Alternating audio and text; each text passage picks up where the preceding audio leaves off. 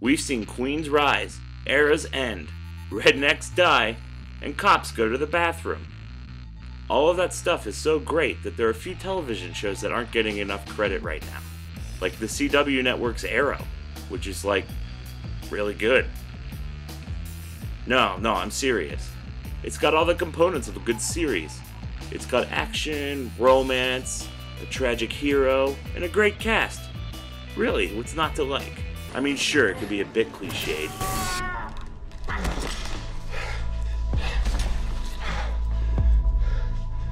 Clear. And there are some interesting dialogue choices. It feels really good having you inside me.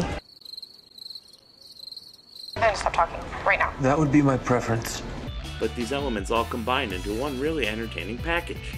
So when someone asks me a stupid question like, why would I watch this when I can just watch Batman? Then I get really fucking pissed off. Let's talk about comics. Arrow is an adaptation of the DC Comics character, the Green Arrow. The Green Arrow was initially conceived as a superhero who robbed from the rich and gave to the poor.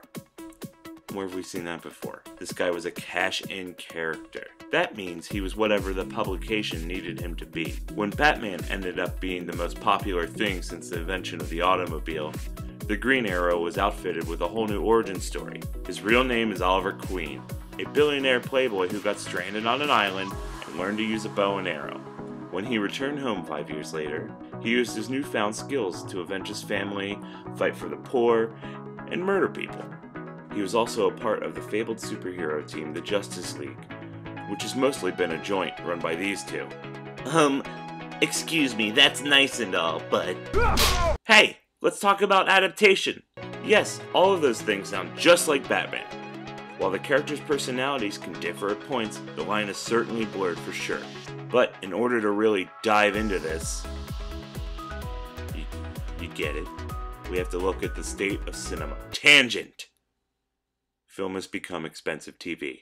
I like to think that this tiny snowball effect began with Peter Jackson's Lord of the Rings trilogy. After those movies made a shit ton of money, well, you know how things have been going.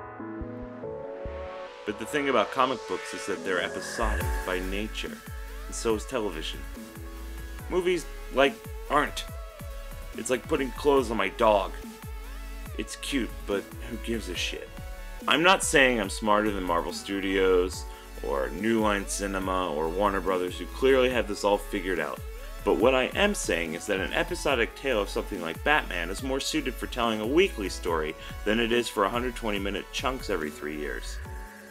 The Hunger Games made archery a thing again, and the Avengers is a big deal, so, I don't know, give them a bow and sprinkle in a little Tony Stark charisma and cash in character. And really, as an audience, we are benefiting.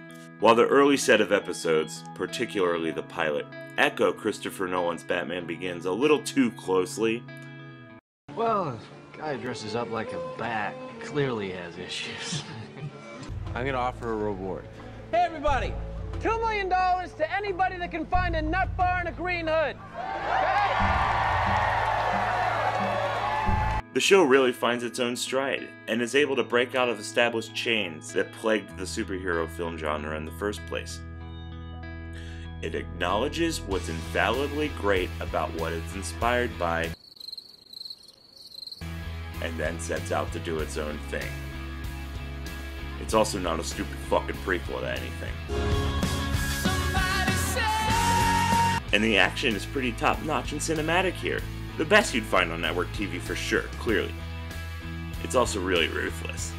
It's Wilson! You killed a few of my friends, you son of a bitch. And I'm gonna kill a few more. Holy shit. Holy shit! But while a lot of the good stuff lies in the ensemble, and it's a good one, the real heart of the show is on Stephen Amell as Oliver Queen. Arrow is a show that works a lot with flashback sequences.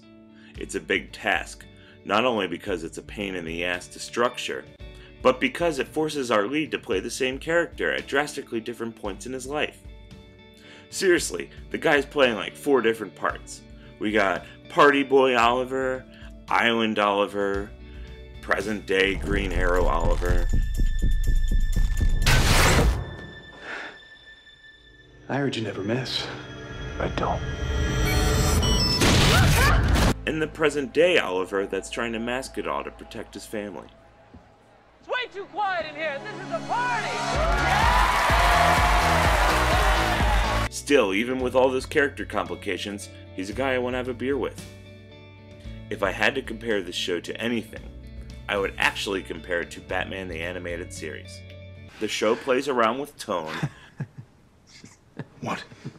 I'm trapped on an island and my only friend is named Wilson, so... Establishes reoccurring villains and other characters, and builds an ensemble for the audience to bond with. I know Girl Scouts who have more fight in them. Fighting Girl Scouts now, Slade, huh?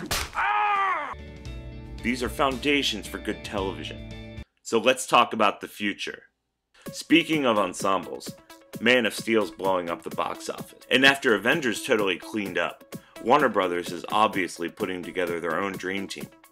Could there be room? You know, some executives were testing the waters when they chose to include Arrow in the new DC Comics video game. Well, that's what I call an entrance. Injustice is a pretty rad game on its own, but it was extra fun to see how the Emerald Archer would stack against people like Superman. Faster than a speeding arrow? Let's find out. Oh.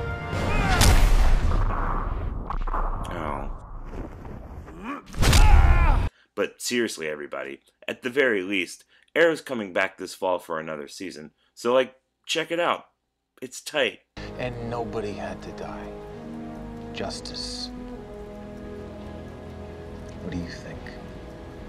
I think this feels good. And not just the justice.